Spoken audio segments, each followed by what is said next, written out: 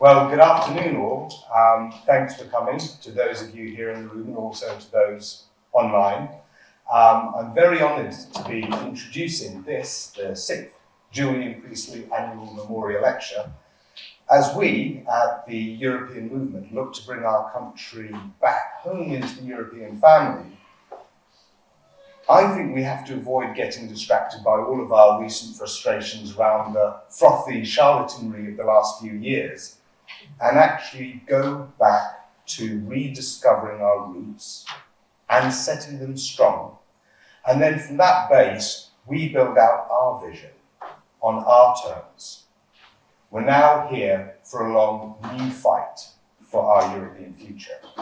And European Movement UK this year is 75 years old. We're a vibrant community, not just in our grassroots, local groups all over the country, or our community of ex-MEPs and European civil servants who are now exiled from their natural place of work, or over 22,000 members and hundreds of thousands of supporters. But we are also a community that goes back over decades and includes so many leading lights that have articulated the European vision and have had a hand in actually building that vision into reality. And that is the vision that we want to return to. And it's also the vision to which countries like Georgia and Ukraine rightly view right now as a beacon of hope. They understand what it's all about. That freedom from tyranny, that collaboration, co-investment, working together, underpinning our fundamental human rights and building community for the future. And it is right that we honour the leading lights of our movement's past, and it's in these roots that we often rediscover so much life force in our essential purpose, in our original principles, and that's why Julian Priestley and this Julian Priestley Annual Memorial Lecture are so important as a part of our community. And Julian himself was an absolute force of pro-Europeanism for so many decades. In fact, next year, 2025, it will be 50 years since the UK, powered by a powerful European Movement UK, won the referendum to stay in the EEC. And, as told by Richard Corbett here, back at that time in June 1975, there was a mass rally in Trafalgar Square, and it had 4 speakers. Firstly, there was Ted Heath for the Conservatives, then Roy Jenkins for Labour, Jeremy Thorpe, leader of the Liberal Party at the time, and then there was a 4th speaker for Youth for Europe campaign, and that was Julian Priestley, and according to Richard, he absolutely outshone the rest of them. And that was his habit from a young age, because even at university, he was president of the Oxford Union, the debating society, and chair of the Labour group there, and Oxford Students for Europe group, but then also, and this is why I'm checking my notes, he was also national chair of the Students for a United Europe campaign, and then later went on to become president of the Pan-European Young European Federalists. And in fact, Julian went in to the European Parliament at the tender age of 23 in 1973, and after working dedicatedly in the European Parliament for many, many years, he actually became the Secretary General of the European Parliament, at the highest level in the civil service there, from 1997 to 2007. So that was under 5 different presidents of the European Parliament. And he was always passionate about the purpose and values of the European vision. And I hope that through these annual lectures and our community at large, we can channel and build upon that sheer intellect, the kindness, the values, the Labour values, remember those, no more comment, but he was a champion of those values, not just within the European Parliament, but also into the single market and everything that he touched, that social cohesion and that social guarantee. So that's what we want going forward. We want that kind of youth campaign again. We want that energy. We want the intellectual principles underpinning it all. But as we look forward, we know that it will take more than British European intellectual articulation, a new Youth for Europe surge. And I notice we've got our new Young European Movement president here. Give us a wave, Cecilia. So a lot less on you to be another Julian here. So, ramped up into the role, which I'm sure she'll excel at. But beyond even a shift in wider society from our end, we, as well as embracing Europe, we need to be embraced back.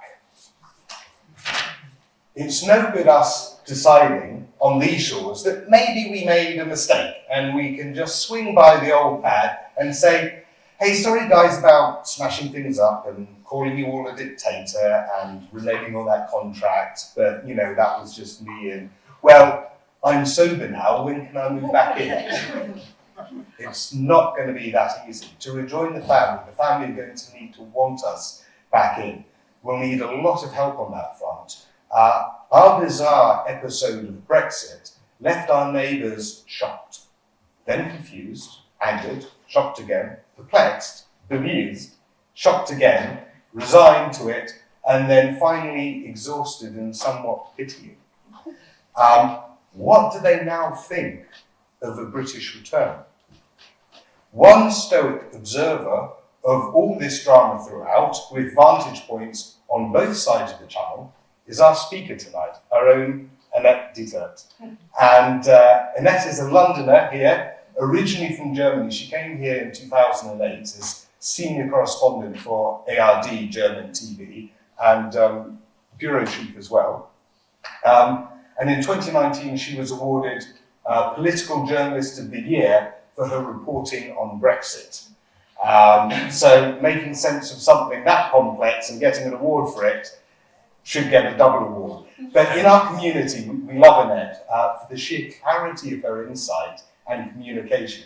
She's dry, witty, and straight to the point. She's a filmmaker too, and she's got her own series on YouTube that she puts up. And the most recent video that she's put up on UK water privatisation starts with the words, this is in German, but there's a translation. Going for a dip in the UK?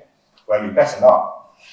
And she introduced this on Twitter, sold this on Twitter with the simple line, the English are swimming in shit, literally.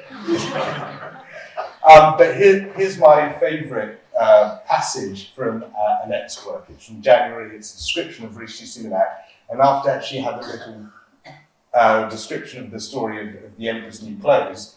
She said, and she writes as follows, Rishi Sunak is, of course, not devoid of clothes. Quite the contrary. The Prime Minister has a wardrobe full of luxury menswear, which he pairs with a friendly smile and the promise, given at the beginning of his premiership, to reintroduce good sense and moral integrity into Downing Street. Yet just shy of 100 days in office, it has become impossible to overlook the fact that, under the smart sartorial surface, there is not much. Or even worse, perhaps, beneath the expensive suits, the old, chaotic, and deeply amoral spirit of Boris Johnson lingers on. Isn't that a beautiful description?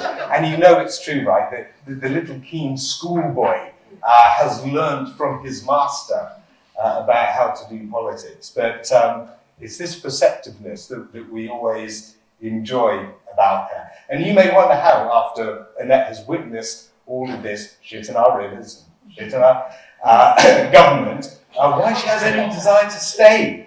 But I think she has a real soft spot for us Brits. When we filmed her for a Byline TV documentary on Brexit, which has now had about 830,000 views, she said in it that she thinks the German people would welcome the UK back into the EU, that the dynamic is very different for politicians in Brussels. And this is where We need to learn and build and listen more. We simply need more insights and develop more relationships. And this is the subject of the next lecture for us. With our Brits no longer in Parliament and the European structures like back in the days of Julian, we need new help and guidance on a societal level about how to rebuild that engagement.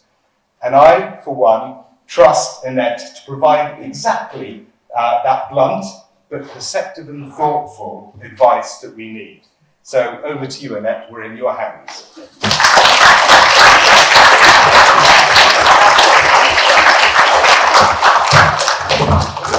Thank you. Shall I put that microphone on? Yeah. I flip it on. I should know how to do that, being a television reporter. Let's see, sound is always the most difficult thing in television. Yes, thank you. Thank you for being here. Is that loud enough? Yeah? Okay. Can you hear me all well? Yeah. Thanks for being here, and thank you, Mike, for that lovely introduction. I really appreciate it. I didn't remember that tweet, but it made me laugh as well now. And thank you, before I begin, to very much for this invitation to hold this year's Julian Priestley lecture. I feel immensely honored, and I felt immensely honored when I was asked first, and also somewhat apprehensive as I'm holding this memorial lecture without actually having known Julian personally. So since being asked to stand on the stage today, I have read quite a lot about him, and now I'm rather certain that he himself would have been quite happy to see a German citizen here tonight. His passionate commitment to Europe was deeply rooted in the political vision of the EU's founding fathers and mothers to build bridges between its countries and their citizens, as Mike already said, in the strong belief that listening to different perspectives can create more than just the sum of its parts. In this sense, I'm always happy to contribute my perspective as a German in the UK. Then again, as Mike pointed out, having lived in Britain now for more than 15 years, I often feel more British than German. Not a citizen of nowhere, but a European whose heart can easily beat for two countries at the same time. And mine certainly does beat for Britain, its home. In Julian's thinking, this was an entirely normal state of mind in a united, more centrally governed Europe. Centrally governed in the proper sense of the term, by the way, not as an evil super-state, as the lazy and successful distortion of some Brexiteers would have it. What Julian fought for all his life was a stable continent, with Britain at its heart. A continent where countries deal jointly with issues on which they are interdependent. Political cooperation instead of competition and rivalry. Julian believed in compromise and ultimately always stood up for the core principle of the EU, so often forgotten in Britain, that political and moral base on which it was founded to create lasting peace after World War II, namely the principle of liberal democracy. If illness and an untimely death had not taken Julian away from us, he would probably have been horrified to see how the political culture of Brexit became an attack on this very core principle. Yes, the worst in my mind, the worst and most lasting damage inflicted by the Brexiteers is not of an economic nature, as tragic as that might be, but rather the erosion, in my view, of the foundations of liberal democracy in Britain and the persistent decay of our political culture here. The Brexit referendum of 2016 was, in a way, the first major outbreak of this right-wing populism now sweeping the West. Here, Britain was really ahead of the pack, genuinely world-leading. The referendum came even before Trump was elected. After then, these acrimonious post-truth referendum campaign years, Theresa May declared Brexit, and I remember that because it really shocked me at the time. Theresa May suddenly declared Brexit to be the will of the people, one of the tropes of authoritarian populism. I wasn't even sure at the time whether she knew what she was saying there. A new political approach, however, which then only worsened under Boris Johnson, who then culminated in proroguing Parliament, as you all know, in 2019. And neither of his successors, not Truss nor Sunak, have done anything to change direction. On the contrary, just a few weeks ago, we saw an extraordinary attack on the principle of the separation of powers, one of the most important pillars of liberal democracy. And besides its moral flaws and flagrant impracticalities, the Rwanda bill has set, in my view, an extremely dangerous precedent by legislating against Britain's own Supreme Court. Declaring by law that Rwanda is a safe country after Britain's own highest court came to a well-founded ruling that this is not the case in reality is nothing short of Orwellian. And is one of the most bizarre things I have had to report on in Britain in recent years. No matter what you think about immigration and how to solve the small boats issue, passing laws that assert lies the government wishes to be true is not something healthy political systems do. And in my view, it was the Brexit campaign and its methods that opened the door to this approach of legislating against reality. But there's also some good news. 8 years on from 2016, we've now reached an interesting, I think, and extraordinarily important crossroads. If you look at the polls or travel the country reporting on it like I do, you will know that a clear majority of the electorate has now understood that they were allowed to, and that Brexit was a massive mistake.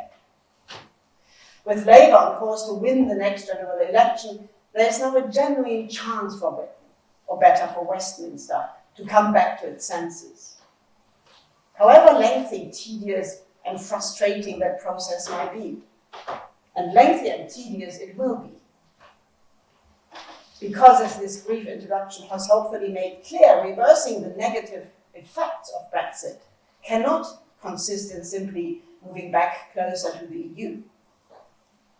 Reversing the negative effect of Brexit has to go much further and deeper, I think. It has to concentrate on getting rid of the vacuous populism of the recent years, on abandoning the dishonest divisiveness and the performative politics and cruelty that sustain it and that have undermined democracy here in Britain so much since 2016. But it also means not just looking on Brexit and the aftermath, but at why and how the British democratic system proved so utterly defenseless when it came under attack. Only if Britain makes a serious start of this, I think, the UK can once again be viewed as a reliable partner in Brussels. Because as Mike just said, it's not that they will just welcome us back to the fold no matter what. As most of you know, Brussels won't. It has other problems these days. The EU that Britain left in 2016 is not the EU a potentially future Labour government will encounter when in power. European political dynamics have changed since latest the full-scale invasion of Ukraine in 2022. Poland, after having thrown out its own populist, is now back with Donald Tusk as a powerful and influential player in Brussels. Yes, it's the guy who said there's a special place in hell for those who lied about Brexit. And meanwhile, which is slightly less gay story, the Franco-German motor is stuttering over there in Europe, to put it mildly, which is hugely detrimental to the unity the EU should represent, especially in these times. And with the European elections only a month away, there may soon be a whole new wave of far-right MEPs sitting in the European Parliament. Yet, as the EU grows ever more complicated, knowledge in Britain of what is going on over there has decreased, both within the civil service and among politicians here. I'm not even speaking of the media. As a logical consequence of Tory governments shutting down institutional back channels with Brussels. I mean, there's a whole new generation of civil servants who don't really in practice interact anymore with their colleagues in Europe. And the longer this goes, the more difficult this will be to re-establish. In this overall context, if Britain wishes to set about creating closer ties with Europe again, I think there are three important questions we should face, questions to which I will now attempt to provide something like answers to wide view. So first question, what were the weaknesses in British democracy that were aggravated by Brexit and made it so easy for the Tories to undermine the very pillars of liberal democracy here. Secondly, what kind of Europe will Britain now be dealing with? What if the genie of anti-democratic populism we are now perhaps starting to banish here is about to escape out of the bottle on the other side of the channel? And thirdly, with the EU having become way more complicated since 2016, what are the opportunities that might arise from those new threats for Britain, if and when London wants to set up a new relationship with Brussels, if and when Labour makes up its mind? I'll come to that later. So let's start with the first point. What were the weaknesses in Britain's own democratic system that made it so vulnerable for this peculiar kind of British populism that came with Brexit? And how can these defects be repaired? First and foremost, I'd say you do that by facing up to your problems. This is obviously the German in me talking. Now, the famously well-organized Germany is not all it's cracked up to be either. Our trains are not running on time either, and it's even worse. I can tell you at the moment I tried to get one from Berlin to Cologne. It took me almost 2 days. So there's also a lot of myth about German efficiency the closer you look. But we certainly, as Germans, don't have a problem with acknowledging problems. And once the issues at hand have been identified, then you can try and develop strategies to fix them. This, however, is not what Britain generally, nor the Labour Party specifically, has decided to do. Instead, we still have a conspiracy of silence, and we are still living under Brexomata, as Neil Kinnock branded the weird fact that even 8 years on, no one here seems to dare to call a spade and Brexit a Brexit, whatever. In my job as a foreign correspondent, I have to try and explain this to perplexed Germans who very much like to take problems head on and simply can't understand the current British unwillingness to be honest about the elephant in the room. It's really something I get asked again and again. I say, why don't they talk about the mess and solve it then? It's really hard to explain. So, as I have to do that quite often, let me share with you one or two thoughts which sometimes cross my mind when trying to explain this to my audience in Hamburg or Berlin. Thoughts that have led me to conclude that this stubborn refusal to confront the reality of the Brexit mess is not just accidental, but comes from a deep-seated dynamic in British political culture. Let me start with something that annoys me week in, week out when watching British politics in action, and that is the brutal, nonsensical pantomime that is Prime Minister's questions. Yes, you're laughing, but I have to watch this every week. And it's more or less part of my job description. And to my mind, that's why I'm mentioning this here today, this mad little ritual neatly embodies something that is wrong with British politics in general. The deeply entrenched adversarial nature of political discourse in Britain. As a politician here, you either lose or win. There's nothing in between.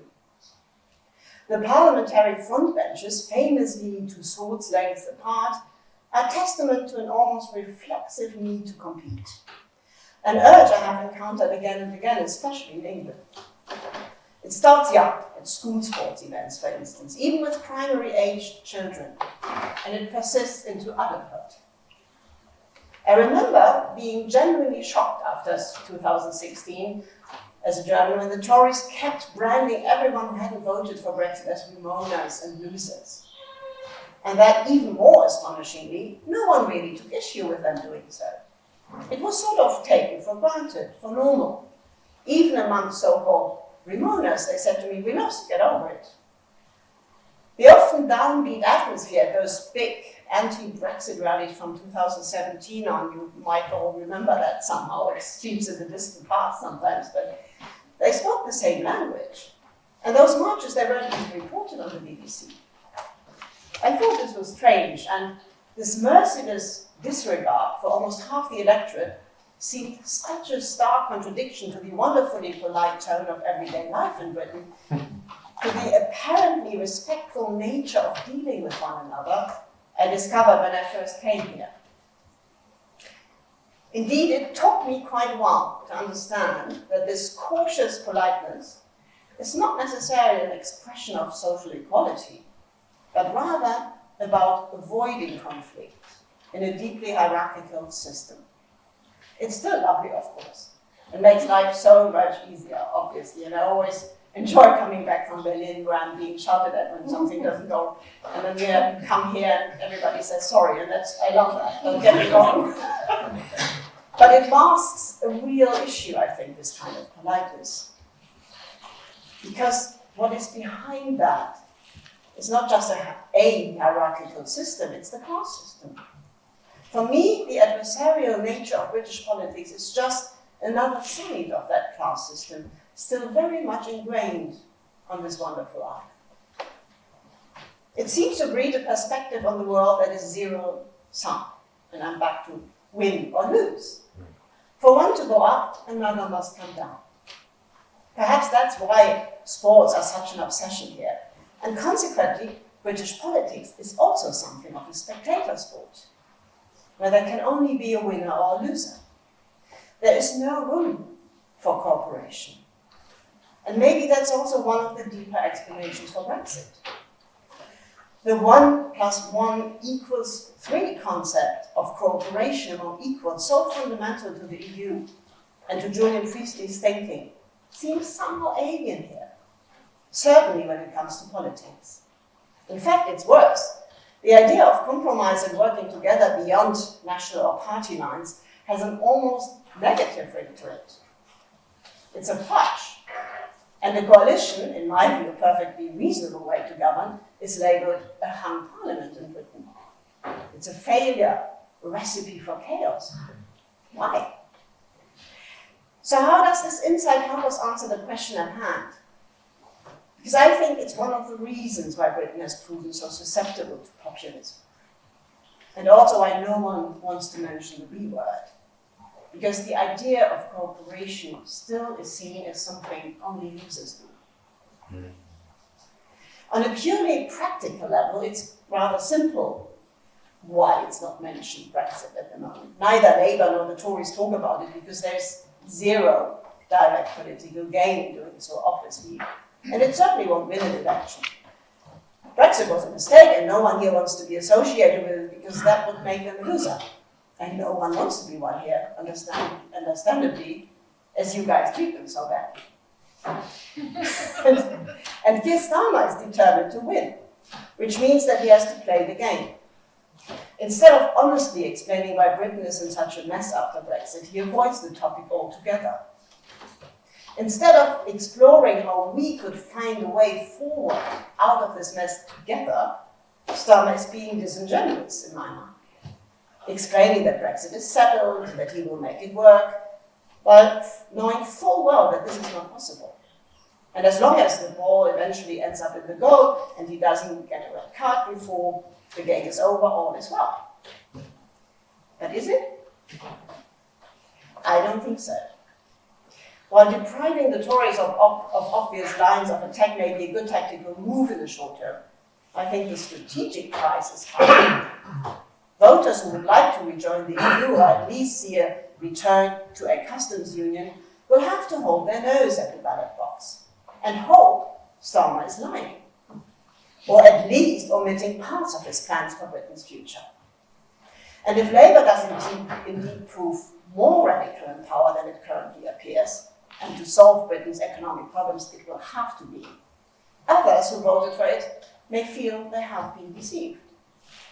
There is no real mandate for proper rapprochement towards the EU, the way the campaign is led at the moment. And this is not the way to restore the trust in politics so badly damaged by Johnson Truss and the Tory populism of recent years. I'm absolutely certain that Starmer is fully aware of this.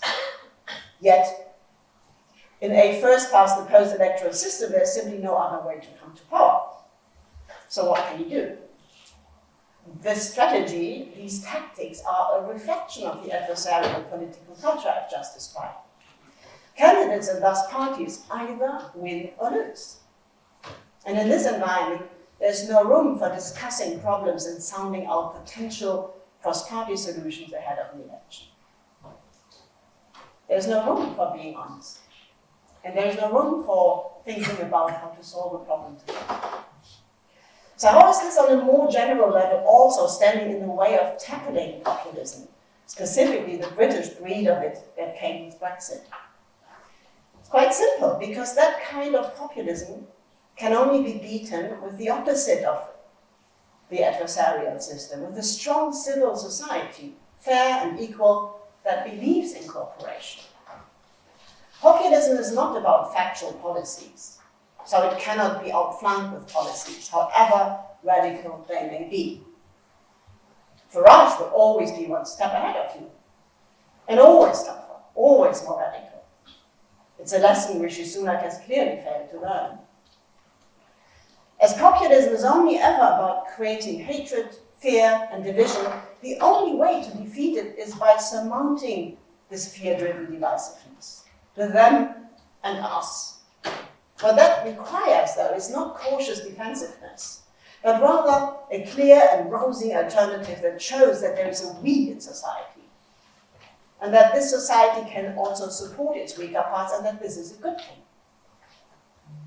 If that sounds a little bit like pie in the sky, there are actually quite a few recent examples over there in Europe of where this has worked. Istanbul's, I mean, it's not the EU, but whatever, Istanbul's mayor, Ekrem İmamoğlu, who beat Erdogan's AKP party in last month's local election, knew how to harness decency and humanity. He praised the language of love instead of rage, and advised voters to hug a neighbor they disagree with. He won the election.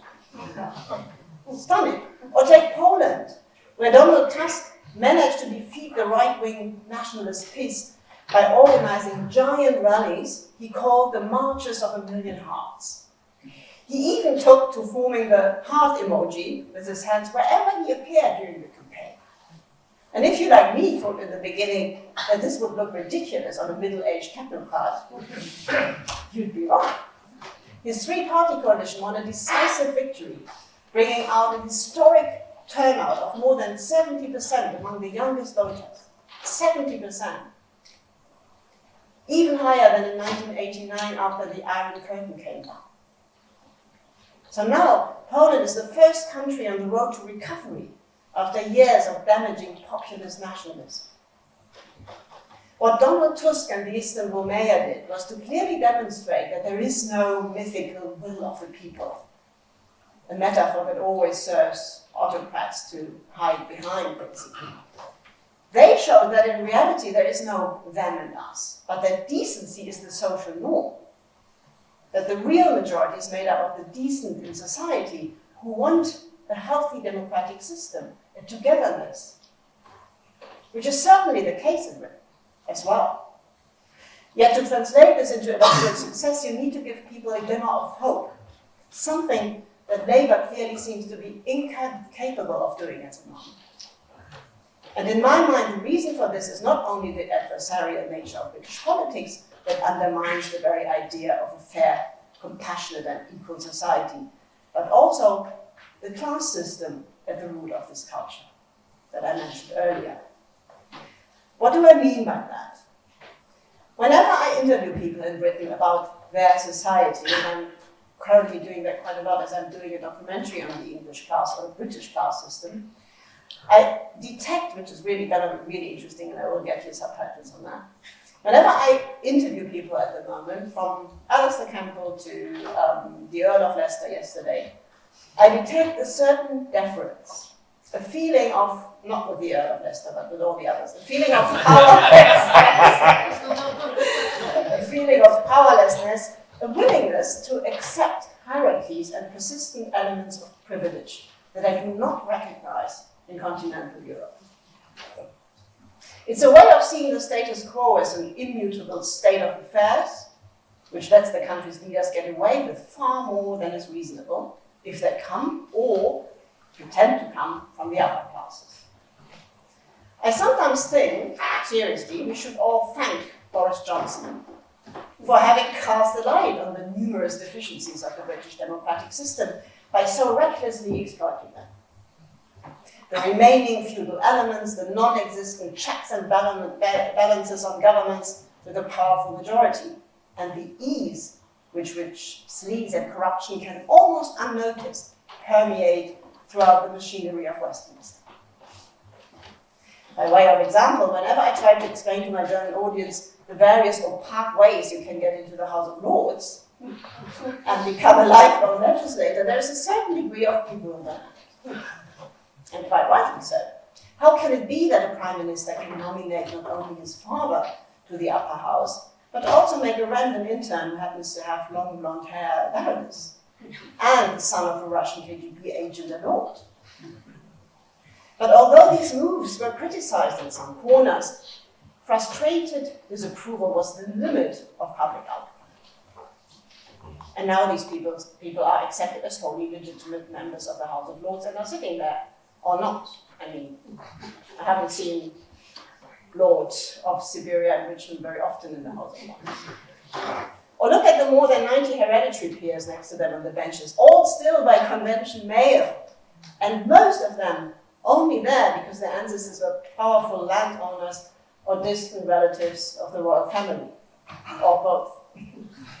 And if one of them dies, they just appoint another one they elect among themselves.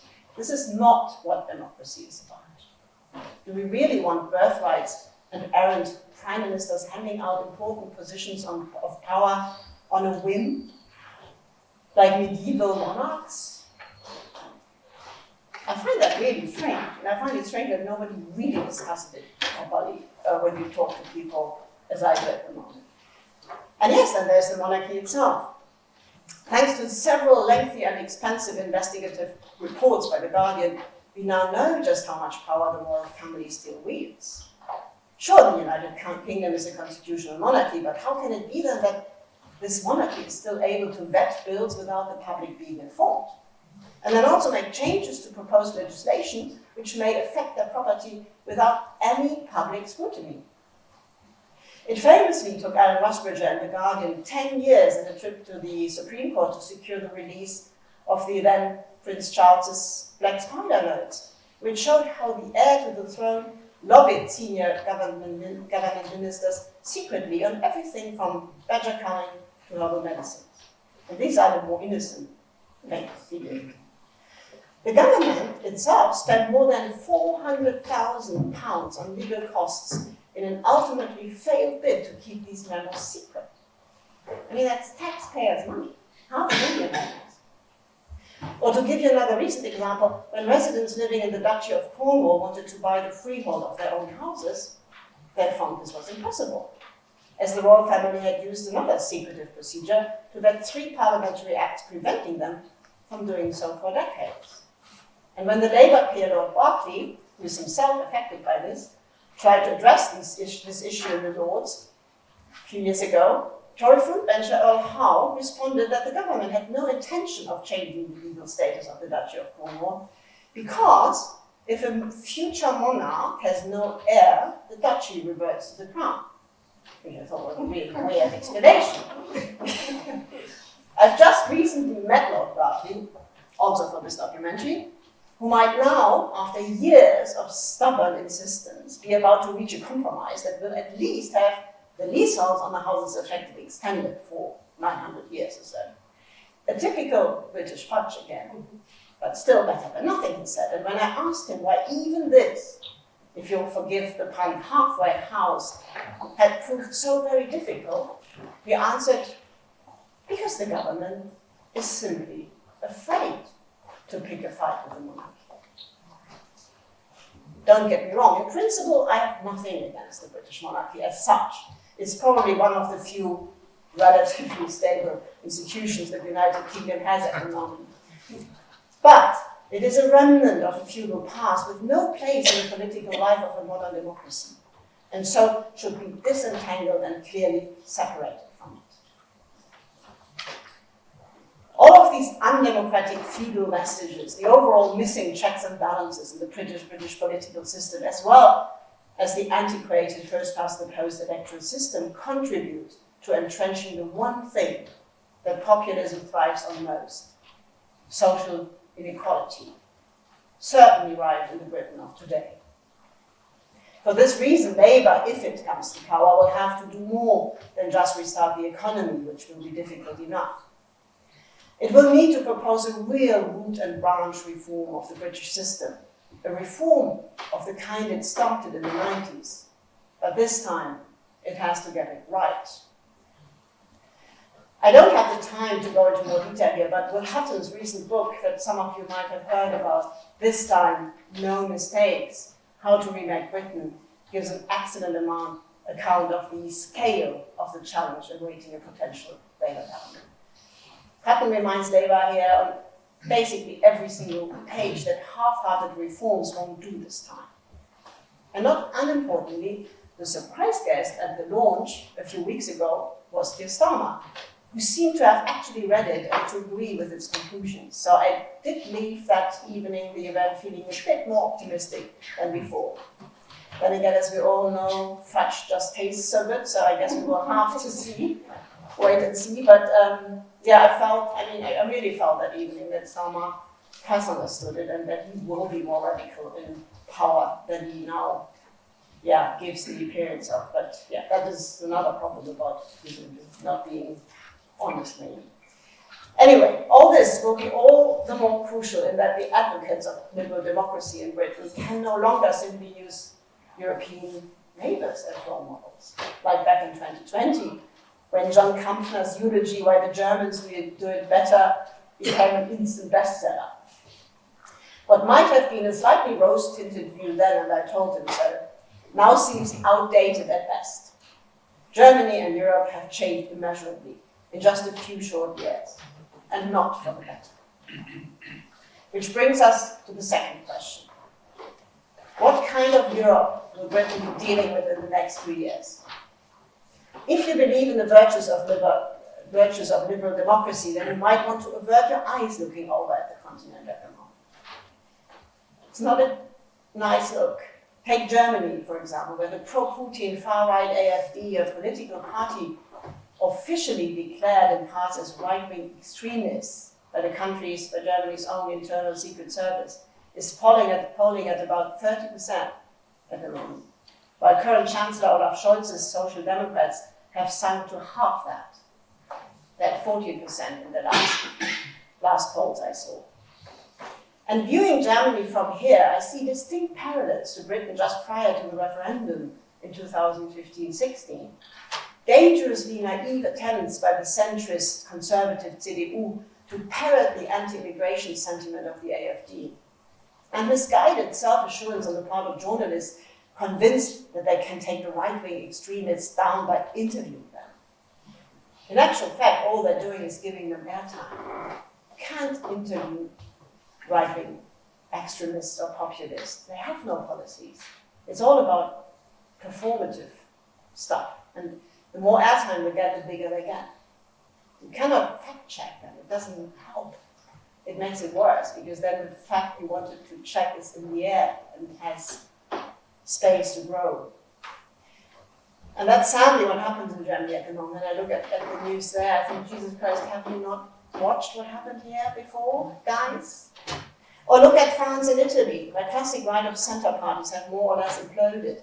In France, the far-right Rassemblement National is now 14 to 16% ahead of Macron's centrist alliance, while Italy is being governed by Giorgia Meloni and her post-fascist outfit Fratelli d'Italia. The only real beacon of hope at the moment, if you take Georgia and Georgia out of the equation, is Poland.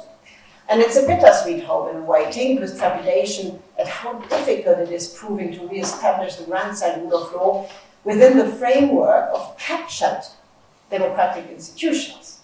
And the Polish Supreme Court is basically captured by peace. What do you do when you get back in power as a democratic party? You cannot just shut it down. That's so complicated. It's also interesting and encouraging, but it's a difficult way back. This, after all, is what what is different about the new form of populism sweeping through the Western world at the moment. Democratic institutions are not destroyed anymore by these people, but rather hollowed out from the inside until they are little more than facades behind which autocratic rulers can do as they see fit. It's basically Potemkin village democracy. And now seems to be what Europe's far right are hoping to replicate everywhere. As such, neither Le Pen nor Meloni are now agitating to leave the EU. They've understood how damaging that would be for their country's economies. Probably the only good thing about Brexit. But instead, they have an even more dangerous plan. Stay inside the EU and try to do a Viktor Orban-style inside job on it. The European elections are just 4 weeks away, and on present polling, we can expect these national trends to be reflected in a far greater number of far-right and extremist MEPs. The recent polls I saw are more or less expecting up to 25%. It's quite a lot. Which means you can expect to read a lot of alarmist opinion pieces in the Telegraph and elsewhere over the next weeks about this being the end of the EU, etc. Which it won't be. Let me make that very clear. But it will make things more difficult in Brussels. At the same time, and that's something that I find really interesting, Britain now finds itself as the only major country in Europe where centrist social democrats have a realistic chance of a clear majority in government. So it's suddenly the other way around. So while Britain might be returning to its senses and enter some kind of post-populist phase, parts of Europe seem set to take leave of them. And while this is, and I stress this, not the end of the EU, it is worrying, especially with the war in Ukraine opening new rifts across the continent. And yet, somewhat counterintuitively, I think that in terms of a potential rapprochement between Europe and Britain, this state of affairs is good news for a Labour government in Britain if it decides to set a clear course towards Brussels. Which brings me to the last question. What opportunities arise for renewed ties between Britain and the EU in this specific situation, with a more volatile EU? And why am I optimistic here? Well, I'm optimistic because the coming swerve to the right in the make-up of the European Parliament will not only have little impact on the EU's stance toward Britain, it will actually be rather helpful, I think. How so? For one, on an EU level, the far-right parties are rather disorganized with a tendency to quarrel among themselves. They're very disparate. Le Pen, for example, cannot stand the German AfD, as she finds their open extremism unhelpful. She's way more clever. The AfD is pretty stupid as well. And Commission President Ursula von der Leyen, a shrewd political operator, is doing her level best to keep it that way by making deliberately visible advances to parts of the right-wing ECR grouping in an attempt to drive a wedge between its constituent parties, also to win elections. But it's also a clever move, in my mind. Moreover, the rising threat from the far right in Europe means that a United Kingdom headed by a Labour government that would be clearly wedded to the principle and the principles of liberal democracy will soon be more urgently needed in Brussels than ever before. In this way, the bigger and real medium-term risk of a Le Pen victory in Paris in a national general election is equally likely to drive more, not less, UK-EU ambition. Include the potential effects of a second Trump term and closer cooperation will soon look more, not less, attractive to both parties. Especially if, as currently it looks likely, Anglophile Ursula von der Leyen is re-elected. Convinced of the benefits of closer ties between the EU and the UK, she always was, she would be an ally, and one who would also be in office until 2029, so for the most of the first parliament of a new Labour government, if we get it. Security and the threats from the war in Ukraine will be another driver. In a recent essay titled Progressive Realism, David Lammy sketched out a vision of future British foreign policy. And while he remains somewhat vague overall, I mean, that's all we get from Labour these days, the direction, nevertheless, is clear. Building on an earlier pledge by Keir Starmer to try and negotiate a new security pact, He floated the idea of Britain attending the EU foreign affairs meetings, albeit without seeking ad hoc membership. An idea, by the way, raised first by William Hague immediately after Brexit, but jettisoned by Boris Johnson when he came to power. But this is a crucial step and an important step, although it sounds a bit fluffy. But re-engaging with EU institutions and recreating the institutional framework, all those back channels destroyed after Brexit, will be a very important first step in any rapprochement. Last but not least, once accession talks with Ukraine or the Western Balkans get more serious, there will eventually have to be changes to the nature of a potential EU membership. In a policy paper by a Franco-German think tank in September 23, there were the first real serious calls for different tiers of member states. And indeed, further enlargement, especially with Ukraine, is only really conceivable as something of this kind. Yet, typically for the British press, this interesting and highly complex theoretical paper was reported here misleadingly as something that would soon be on offer for Britain under Keir Starmer, seemingly because it happened to coincide with a visit Sir Keir made to Paris that same week. In reality, Britain was not mentioned at all in the paper, so it really had nothing to do with the future relationship between Britain and Brussels. And this, by the way, that's why I'm talking about it, shows one of the big dangers Labour will have to avoid. Any rapprochement or getting closer with the EU runs the risk of being completely distorted here. All the more easily because the country is even less informed today about the way the EU works than it was in 2016. But still, the point stands. A two-tier structure or options for more loosely associated memberships is something that might be a realistic midterm option. While the EU is currently not ready for any kind of enlargement, it is now facing internal and external volatility of a wholly new order, and this may soon produce ideas that would have been unthinkable 5 years ago. And so, with this look into the midterm future, let me conclude. I know there's a lot of you here who fought against Brexit and still hope that Britain might rejoin the EU, and do so rather sooner than later. But as Mike Galsworthy has pointed out in his introduction, we all know that this is not on the cards for the foreseeable future. Yet, this fact has rendered something else clear and made other things possible. The coming years, I think, are an opportunity to recognize the deficiencies in Britain's own democratic structures and repair its own system in order to protect it from future attacks. What is happening in Poland at the moment is highly encouraging in that regard. It shows what one generation does, another one can undo.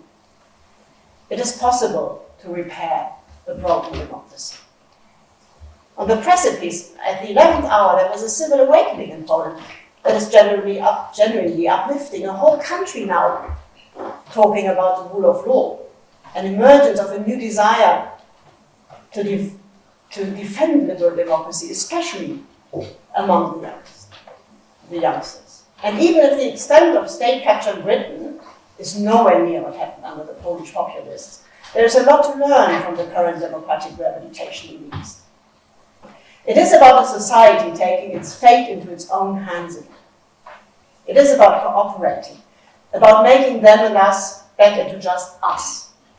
It is not about winners and losers, but about how to create a society where, even if not everybody can be a winner, you don't ride roughshod over those who lost, as if they deserved their fate. You lost, get over it. This really encapsulates the cruelty of British populism in a nutshell for me. We need to learn that that politics is not a football game. So let me finish in the spirit of Julian Priestley with his commitment to the idea of a Europe where joint politics produce more than the sum of its parts. The Britain of today, I think, needs a more cooperative form of politics to safeguard and fortify its democracy. It needs a strong civil society, and it needs to get serious about creating a more equal and better educated society.